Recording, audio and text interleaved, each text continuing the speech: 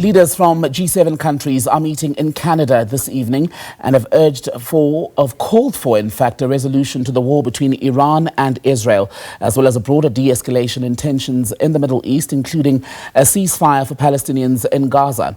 A joint statement has been released as the US President Donald Trump left the summit on Monday, earlier than expected, to return to Washington, with the escalation in the region firmly in focus. The G7 has shifted focus, in fact, to the outreach session today, which invited heads of state and governments, including President Cyril Ramaphosa, are participating in. UN Secretary General Antonio Guterres is also going to be participating. The theme there is energy security, diversification, technology and investment to ensure access and affordability in a changing world. Quite a lot to take in. Here's the presidency spokesperson, Vincent Magwenya. For some time now, President Ramaphosa has been quite consistent in calling for the de-escalation of tensions in the Middle East. Part of that call was to ensure that this conflict that we've seen in Gaza does not extend to the rest of the region. And so one of Canada's priorities for this G7 is the strengthening of peace and stability, where we're going to align with the position insofar as calling for a peaceful resolution of all conflicts. Russia and Ukraine, India and Pakistan, Iran and Israel now. We will continue making that call that those conflicts have to stop. Those conflicts must be resolved through negotiation, and also to assert the point that there's no winner out of any war. For more on the G7 meeting, let's go live now to SABC US Correspondent Sherwin Bryce-Pease, who's live for us in New York tonight. And Sherwin, as always, lots to deal with. Let's begin perhaps with what Team South Africa has been saying in Canada ahead of the president's final day, because he's going to come back to South Africa later this evening. So essentially, the G7 runs over 3 days. There's a welcoming ceremony for the leaders. President Ramaphosa was on the ground late on Sunday. Then yesterday was more a focus for the core group of the G7, right? Donald Trump, the Western nations, Canada, the Europeans, Japan, and of course the EU. Today's focus is on expanding that conversation to include some of the invited guests, among them G20 President and South Africa's President Cyril Ramaphosa, the UN Secretary General will be there, the NATO Secretary General will be there. And so the discussion is very much Shan Ke around energy security, as you said there in that introduction, issues of diversification, technology and investment to ensure access and affordability in a changing world. So issues that the Canadians have identified are things like fortifying critical mineral supply chains. Of course, this is a big a buzzword, a terminology that is very much infused in the future we all seek in terms of a renewable future, very much catalytic in terms of the energy a future that the world is seeking, the drive in terms of artificial intelligence, unlocking the full potential of quantum technology, and then a very, very big focus on private investment. Of course, the big buzzword around the world, particularly in developing countries like South Africa, is investing in infrastructure. There are logistical deficits when you think about Transnet, when you think about South Africa's energy landscape, right? And so very much the focus on infusing that with some energy and also creating sustainable, high-paying, quality jobs.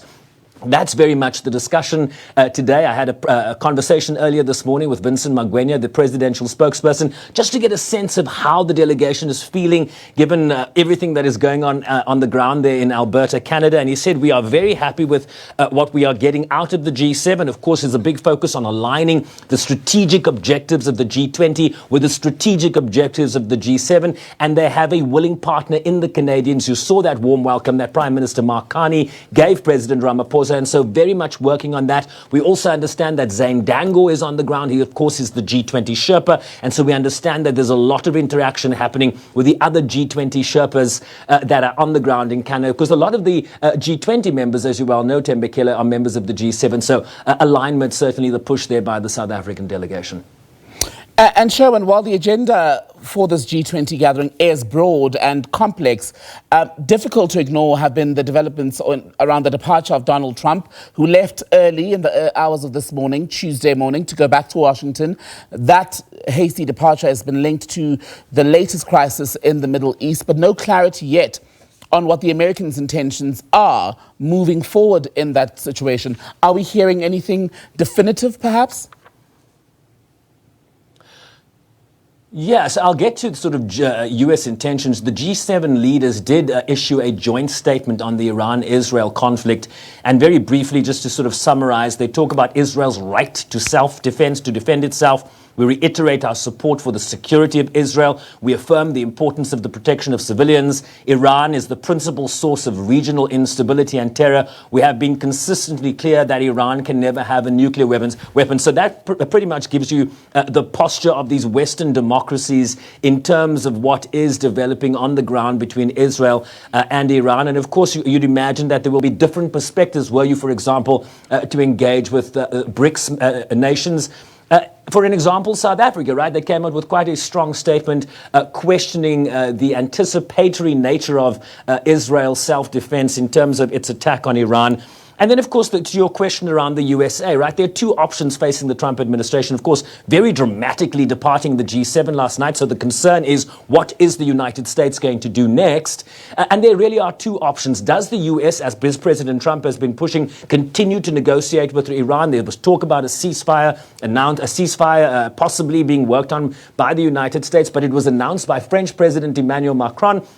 Trump then pours cold water on that statement, saying there is no talk of a ceasefire. And so there are just two options. Do you continue negotiating with Iran, or, as the Israelis are seeking to do, is get greater military involvement by the United States, particularly as it relates to penetrating some of these very fortified nuclear facilities that are some 100 meters below the ground, built into the mountains, we understand, in a place called Qom in Iran, the Fordo nuclear facility where there's a lot of enrichment, uranium enrichment. Only a U.S. bunker bomb, a 30,000-pound bomb, can be delivered by U.S. military technology.